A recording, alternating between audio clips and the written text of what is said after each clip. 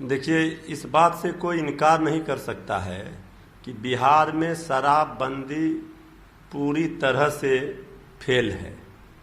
और जिस समय शराबबंदी कानून लाया गया था, बनाया गया था, उस समय आरजेडी भी सरकार में थे, श्री तेजस्वी यादव जी डिप्टी सीएम थे जी। लेकिन जिस उद्देश्य के लिए ये कानून बना, उस उद्देश्य में भटकाव इसलिए आ गया कि बीच में ही अवैध तरीके से बीजेपी के साथ गठबंधन करके आदरणीय नीतीश कुमार जी ने सरकार बना ली।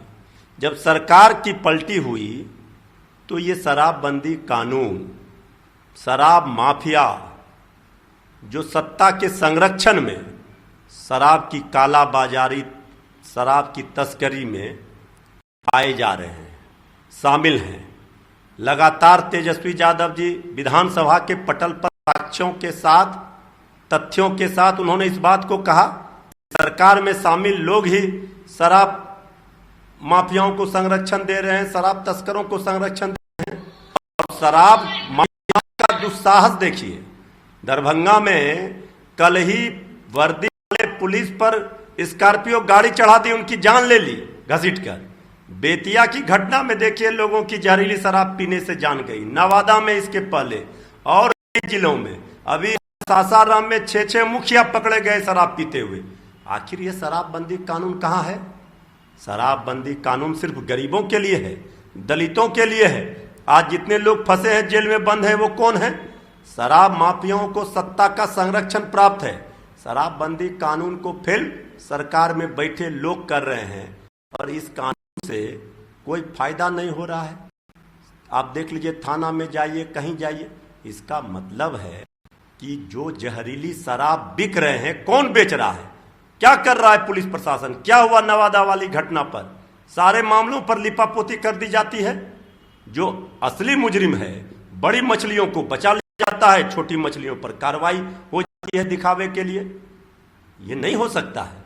शराबबंदी कानून पूरी तरह से फेल साबित हुई है। और जितना फोकस शराबबंदी पर सरकार ने किया, जगह जगह देखिए आप, होर्डिंग लगे हुए हैं, बिहार की बेटियां करे पुकार, शराब मुक्त हो बिहार। भाई, अब बिहार की बेटियां, बिहार की जनता करे पुकार, अब बिहार मुक्त हो डबल इंजन की सरकार और आदरणीय नीतीश कुमार, इनसे मुक्ति चाहिए। सब चीज का जड़, सारे बीमारियों का जड़ ये डबल इंजन की सरकार है। इस सरकार के रहते कुछ नहीं हो सकता है।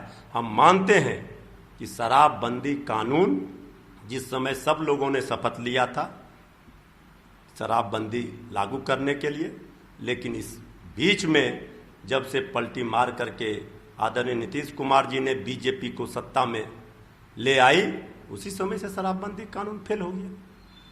पीएम और होम मिनिस्टर जो हैं, पत्रकारों और यहाँ तक कि केंद्रीय मंत्रियों सहित विपक्षी नेता राहुल गांधी की जासूसी करने में शामिल हैं। जांच से पहले अमित शाह साहब को इस्तीफा देना चाहिए, मोदी साहब के खिलाफ जांच होनी चाहिए। राज्यसभा में एलओपी जो है मल्लिकार्जुन खड़गे ने एक सॉस रिपोर्ट पर यह बात कही है। देखिए, कांग्रेस के वरिष्ठ नेता हैं और उन्होंने जो बात कही है, ये गंभीर मामला है। वो लोकसभा में भी इसके पहले कांग्रेस के नेता रहे हैं और मल्लिकार्जुन खड़गे साहब एक अनुभव वाले नेता रहे हैं। और राज्यसभा में उन्होंने जो सवाल खड़े किए हैं इस पर फोन टेपिंग को लेकर के, इसका जवाब सरकार को देना चाहिए। और सरकार केंद्र की कटघरे में है और ये सरकार की जो मंशा रही है, पहले भी सरकार का जो चरित्र रहा है, ये इस बात को दर्शाता है कि सरकार इस तरह के कार्यों में लगी रहती है। विपक्ष को पूरी तरह से घेरने के लिए फोन टेपिंग हो, विपक्ष पर जो सस्ती और अनपार्लियामेंट्री वर्ड विपक्ष के राहुल गांधी जी हो, नेता प्रतिपक्ष तेजस्वी यादव जी हो, विपक्ष के नेताओं पर जो सरकार में बैठे लोग टिप्पणी अभद्र करते हैं, ये इस मानसिकता को दिखाती है। इसलिए मल्लिकार्जुन खड़गे साहब ने जो बातें कही है, इसकी जांच होनी चाहिए और सरकार के मंशा पर ये सवाल खड़े होते हैं। लोकसभा और राज्यसभा हंगामेदार रहा पहले दिन, अब दूसरे दिन नरेंद्र मोदी लोकसभा और राज्यसभा के सभी दलों के नेताओं के साथ बैठक करने की संभावना है कोविड टीकाकरण नीति पर चर्चा के लिए, और इस बैठक में कोविड से निपटने की प्रस्तुति दी जाने की संभावना है। देखिए, कोविड का दूसरा लहर खत्म होकर अब तीसरा लहर दरवाजे पर खड़ी है। जिस तरह से तीसरे लहर की आहट दिख रही है, आशंका जताई गई है, आदरणीय प्रधानमंत्री जी पहले लहर से ही कह रहे हैं, बैठक भी उन्होंने किया, लेकिन सरजमी पर कुछ नहीं। सरजमी पर जब तक उस बैठक का परिणाम नहीं निकलेगा, कुछ कार्रवाई नहीं होगी, तब तक क्या फायदे होंगे।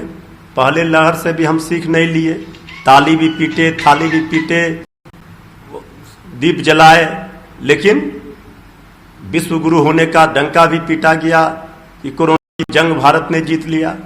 लेकिन दूसरे लहर में सारा पोल सरकार का खुल गया। अब तीसरे लहर की आहट है। आदरणीय प्रधानमंत्री जी बैठक कर रहे हैं सभी दलों के नेताओं से। बैठक करनी चाहिए, लेकिन बैठक में जो निर्णय होते हैं, विपक्ष के द्वारा सुझाव दिए जाते हैं, उसका इम्प्लीमेंट कराना भी आदरणीय प्रधानमंत्री जी का जिम्मेवारी है। इसलिए आदरणीय प्रधानमंत्री जी विपक्ष की बातों को अगर सुनेंगे, उनका सलाह लेंगे, जो हमारे देश की परंपरा रही है, अगर तो फायदा देश को होगा। लेकिन ये तो विपक्ष की सुनते नहीं हैं, ये आईवास के लिए बैठक करते हैं।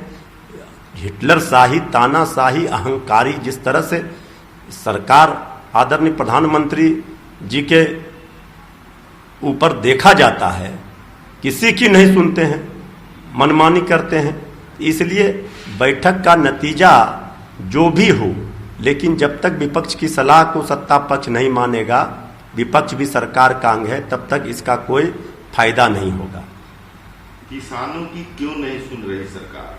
आज जो भी किसानों का समर्थन करेगा, उसे किसानों के अधिकारों के लिए पार्लियामेंट सेशन के दौरान केंद्र को मजबूर करना होगा।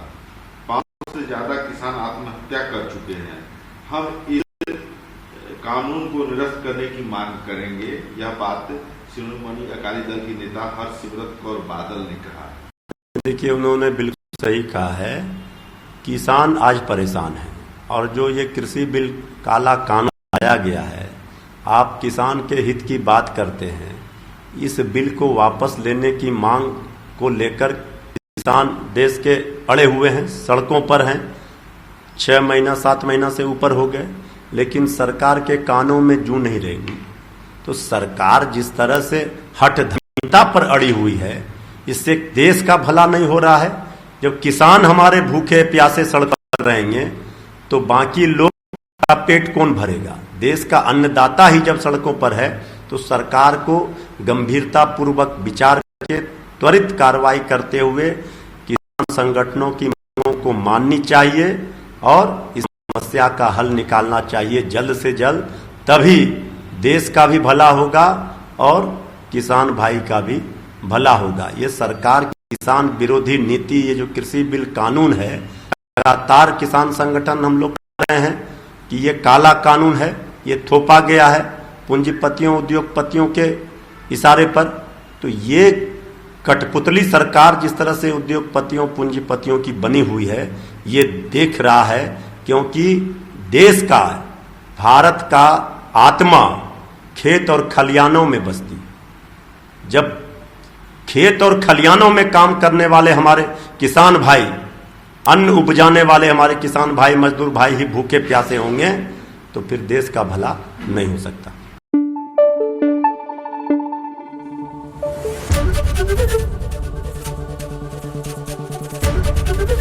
एबीपी न्यूज आपको रखे आगे।